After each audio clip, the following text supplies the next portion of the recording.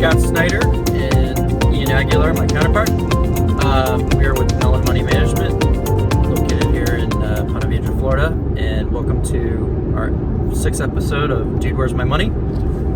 Today's episode, we're going to be talking about exchange-traded funds, mutual funds, and index funds, and what those three vehicles mean, and some of the recent changes that have happened with ETFs, or exchange-traded funds, and how that might impact clients going forward. Yeah, I think maybe a good starting point is, what is an ETF versus what is a mutual fund, just to give a little background in terms of what we're going to be talking about as far as what came out recently. But one of the things that we've done in the past that people have liked, and we've got a post online that speaks to the differences between exchange-traded funds and mutual funds. And really it kind of boils down to a few major points. Historically speaking, mutual funds have been involved with active trading, whereas exchange-traded funds have been a little bit more passive vehicles. So what that means is it's just representative of what the marketplace looks like in a certain space. So if I have a large cap ETF or exchange-traded fund that just holds all the companies within a certain index, representing what their market cap is in that space. Sorry, we almost just hit another car. I know my mom is pulling her hair out right now as we're doing this video. But back to what he's saying about what a mutual fund versus an ETF is. So really get down to the basic core of it. So a mutual fund or an ETF is a basket of securities.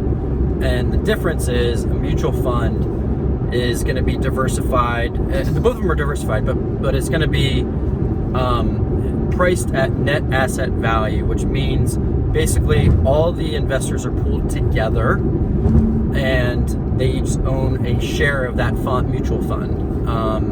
And then the net asset value reprices at 4 o'clock at the market close every day. Whereas an exchange-traded fund behaves more like a stock. You still own a diversified basket of funds, but it's meant to track more of like an index like the S&P 500, and the index funds can trade daily at any point in time while the markets are open and at whatever price that it's trading for, essentially. So it's a little bit more nimble and flexible, and honestly better tax advantages because there's no capital gains exposure within the fund. So if let's say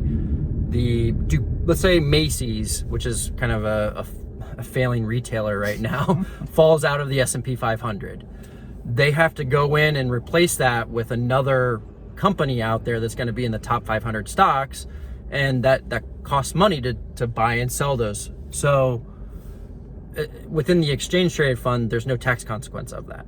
Whereas within the mutual fund, that tax consequence gets passed down to the investor. So we got plenty of people who, let's say, might own a mutual fund, and sometimes we try and make sure that this is known, at least for the people we work with. But I've come across many folks who use mutual funds and don't really realize that at the end of the year that even if they lost money in a certain year, they might get a tax bill because of the capital gains from the mutual fund at the end of the year. And so the efficiency really does come into play as far as one of the benefits with ETFs over mutual funds. But again, up until recently, I guess there was a new ruling that allowed these exchange-traded funds to not have to report their individual holdings on a intraday basis. So it's kind of opened up the door for a proliferation of even more ETFs. So they can be more actively managed. That's the reason that ruling came out, is so that ETFs can start to more actively manage and pick stock select or pick different bond exposures out there within the fund itself, and without having to disclose it right away, because there's what's known as front running in the trading world, right? Yeah, exactly. A lot of people want to be able to use the advantages of ETFs, but still do active trading within that vehicle. So that's where the ruling came, and I think it's cool to see that there's so many ETFs nowadays, but there are still a ton of mutual funds out there, and actually there's a lot more mutual funds versus ETFs. There's still $20 trillion in mutual funds versus $4 trillion in exchange traded funds. So the use of mutual funds is still widely out there. Probably mostly a lot of it comes from retirement plans, 401ks that mostly use mutual funds. That's where the flows continue to, and that's what's keeping it going, honestly. Yeah. But mutual funds there's still some good managers out there. So, not everything has to be passive. We believe in a combination of both passive and active. Yep. But doing it at the lowest cost possible, whatever you choose, within reason of returns. So it's a balancing act of all those factors. And the other thing that some people kind of worry about with ETFs is that it's almost too easy to trade. So if we have everybody flow into ETFs, because it's been a $1 trillion shift over the last decade. Yeah. If everybody's in ETFs, it's easier to get out of it in a market panic because of the millisecond ability to sell out of it. Yeah. Whereas a mutual fund, it takes a day at the end of the day for it to settle, and then you've got now it's T plus 2 days basically for the trade to settle. Trade plus 2 days. Yeah. So it's a little bit clunkier, but sometimes clunkier can be better in managing those downside times. Is sort of the counter argument. Which is why you don't see ETFs really being needed in retirement plans for a large part, right? Because tax sheltered. People aren't trading in retirement plans. Like you're not trading every day in your 401k for the most part. So you don't see a huge need in there, and there's definitely that fear of that seesaw of people using these ETFs to a detriment, to a fault, because that's actually one of the things that you can't have in an ETF structure is a lot more leverage. You'll even see some of these ETFs use 3 times exposure to a certain marketplace, which is not, it's not something you see in a mutual fund because it's not permitted. Possible. It's not even permitted, right? I think there's limits on how much leverage you can use in a mutual fund. So there's definitely certain things to be wary of with ETFs, but they're a great tool. It's another quiver, an arrow in the quiver. So it's something that I think just be mindful of what it is that you're getting from one product versus another. And I think it's kind of ironic that a passive fund like an ETF is what a lot of active traders use. Right.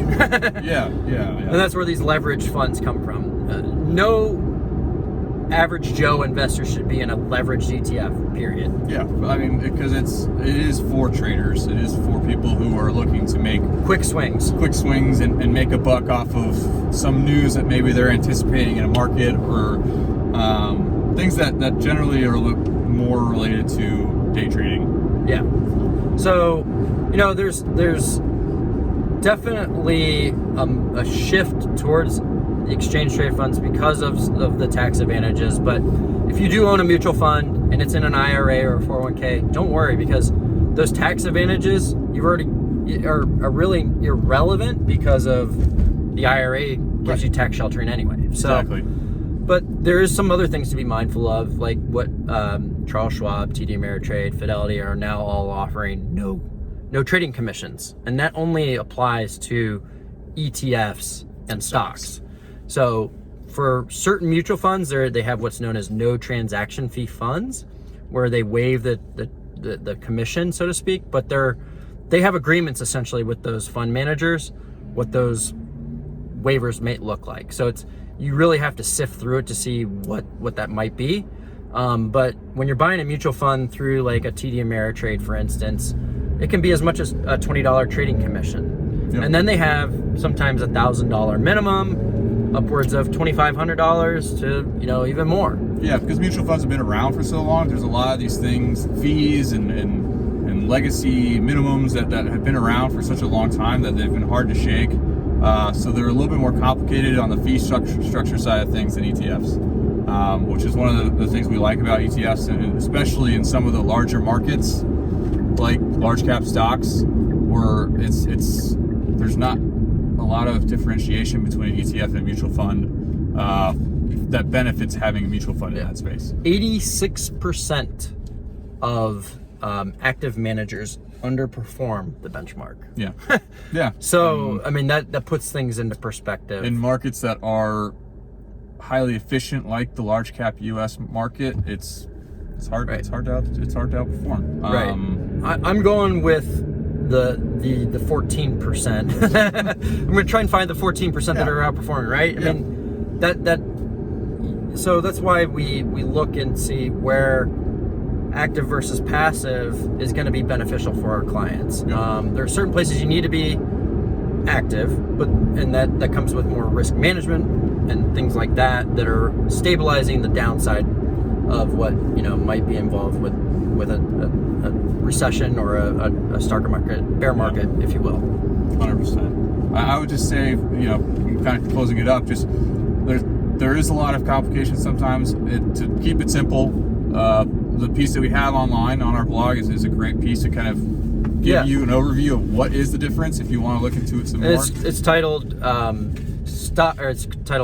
mutual funds, ETFs, index funds, which is better.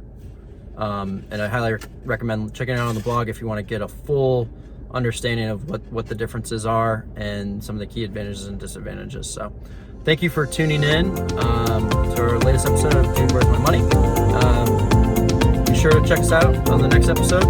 Talk to you later.